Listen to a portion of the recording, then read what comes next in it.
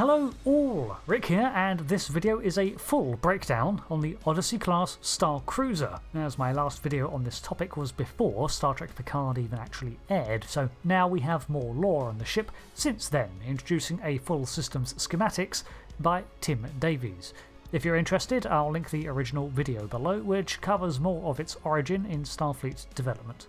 So, the Odyssey class prototype was launched around 2381 as the first of its class, the USS Verity NCC-1701-F, which was used as the flagship of the Romulan evacuation plan helmed by Admiral Picard. It was created to be the ultimate multi-mission vessel, suitable for long-term deep space assignments, akin to a Galaxy class, and being the new poster ship of the Federation for 2386 onwards.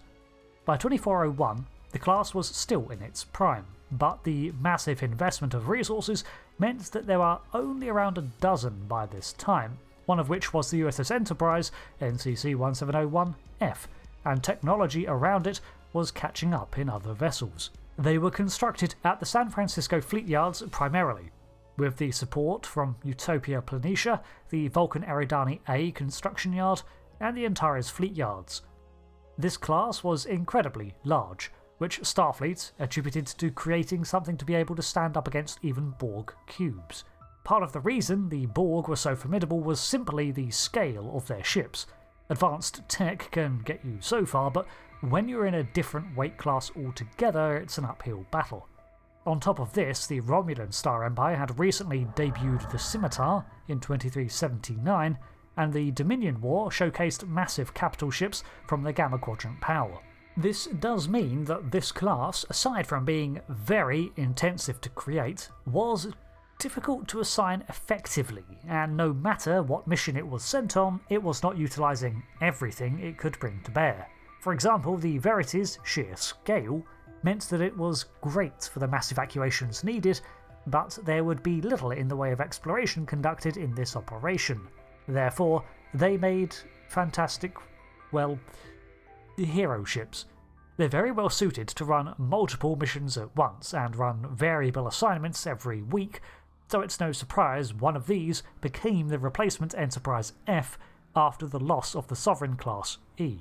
The Odyssey class was 1061.5 metres long, 371.8 wide and 147.9 tall. It spanned over 45 decks, with a mass of 6,622,050 metric tons.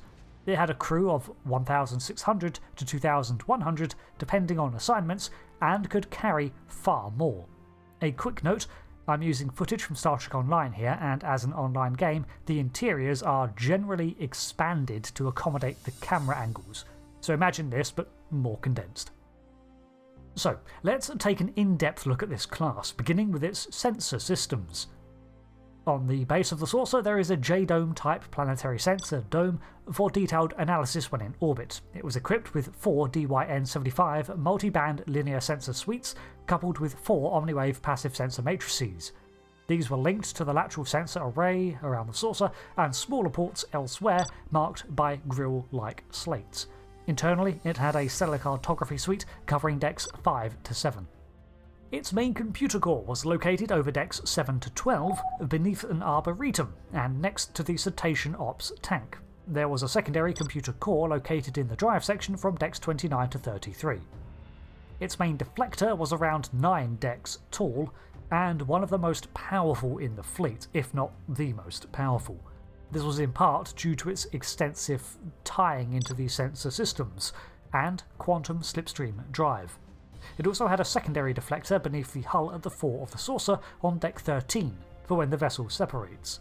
With the constant use of the deflector to emit various radiation types and particles, Starfleet had begun to incorporate dedicated systems for such effects.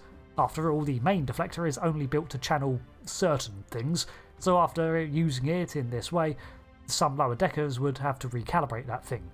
These emitters were located around the saucer and on the sides of the vessel to generate various multiphasic particles on decks 4, 14, 15, 30 and 36. Located at the fore of the saucer were 4 specialist probe launchers that featured larger than standard heavy probes, with extended range and operational life. This is in addition to the standard probes that could be fired from torpedo launchers. In terms of the hull, the Odyssey class featured the beginnings of 6th generation technologies, with dibernium plating reinforcing certain areas. This is the darker black material that you see in places around the ship, most prominently on the saucer, base and down the spine of the vessel. This was in locations that would be more likely to absorb impact in case of emergency collisions or crashes. The whole ship was protected by a GE-219 covariant shield deflector grid. For armaments, the Odyssey class was equipped with 18 Type 12 phaser arrays in strips all across the vessel. It also had 2 forward-facing phaser cannons built into the wings of the dibernium strip beneath the heavy probe launchers. Additionally, it had a new type of turret in the form of a phaser strip array with 360 degrees field of fire. These were located on the base and between the nacelles. There was also a single dedicated point defense system on the saucer, which was solely there to intercept enemy projectiles and protect the bridge and largest collection of escape pods. Despite its massive size, the vessel only had 4 variable torpedo launchers, and was carrying a payload of both photon and quantum torpedoes on decks 22 and 18.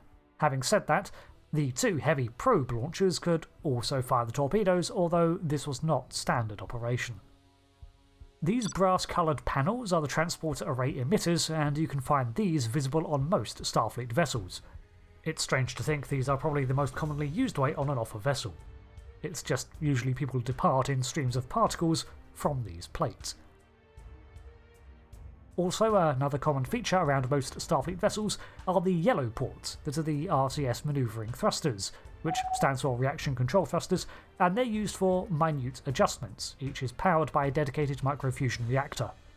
In terms of impulse engines, the main impulse engines are 2 Carron-Yard hyper-impulse engines, each powered by 3 reactors. Because of its sheer mass, however, it was not the fastest ship at impulse speeds, nor the most nimble, relying on power over optimization. In many ways, this ship has a lot in common with the Galaxy class. The pylons also housed 10 auxiliary impulse thrusters, the make of which was Ziv-Ren SR-83s.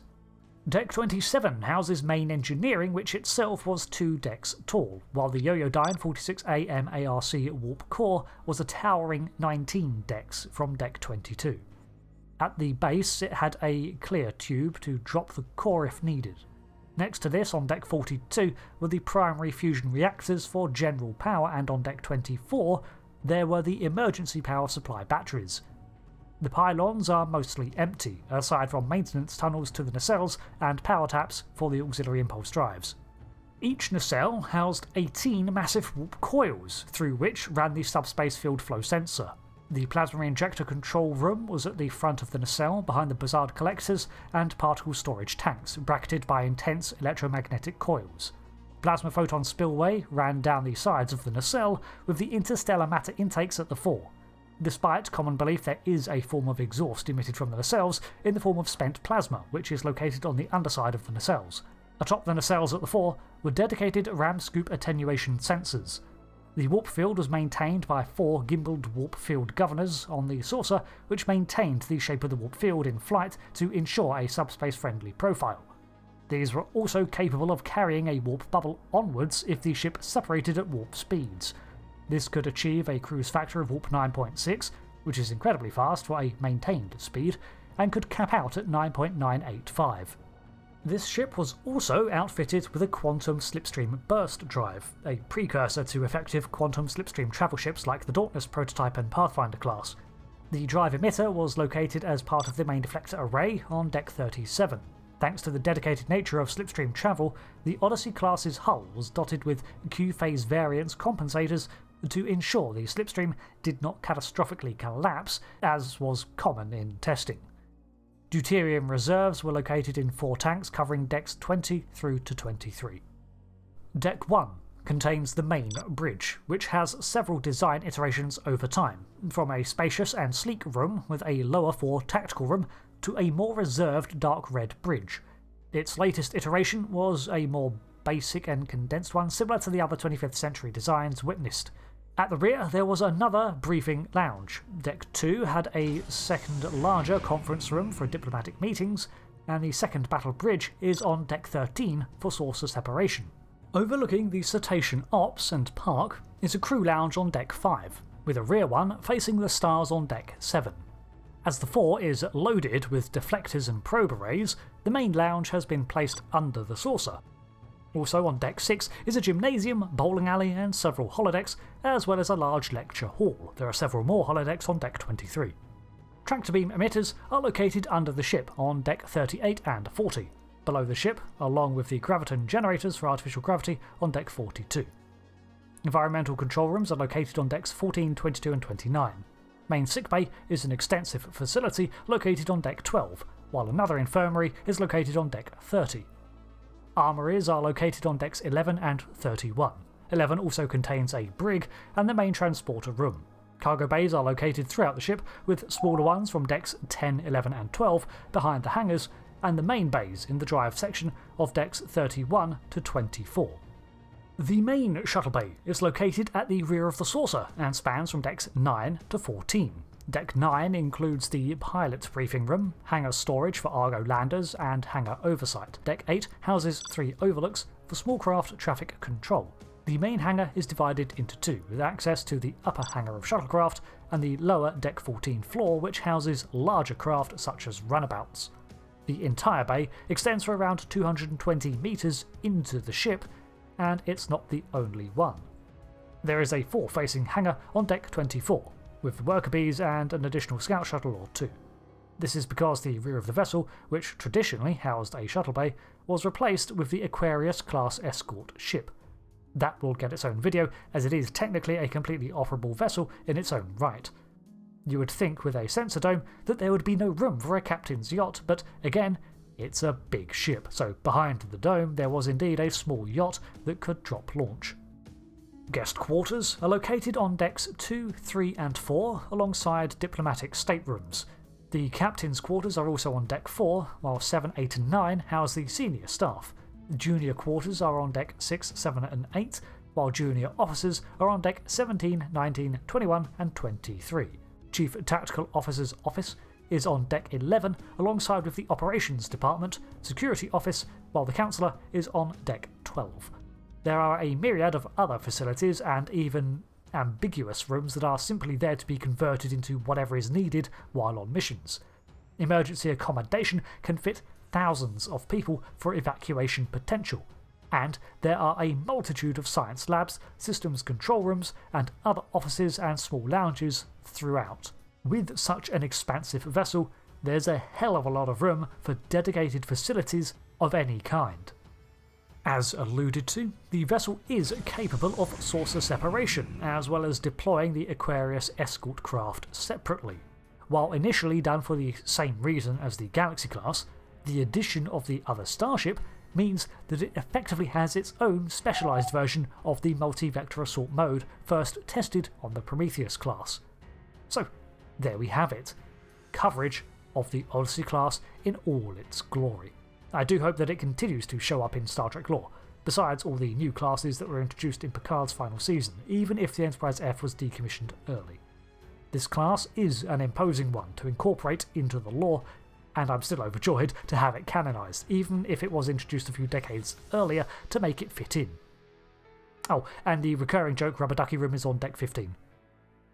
Thanks for watching this breakdown on the Odyssey class Star Cruiser, the only ship in the fleet to get that designation, and I hope to see you later for another lore video.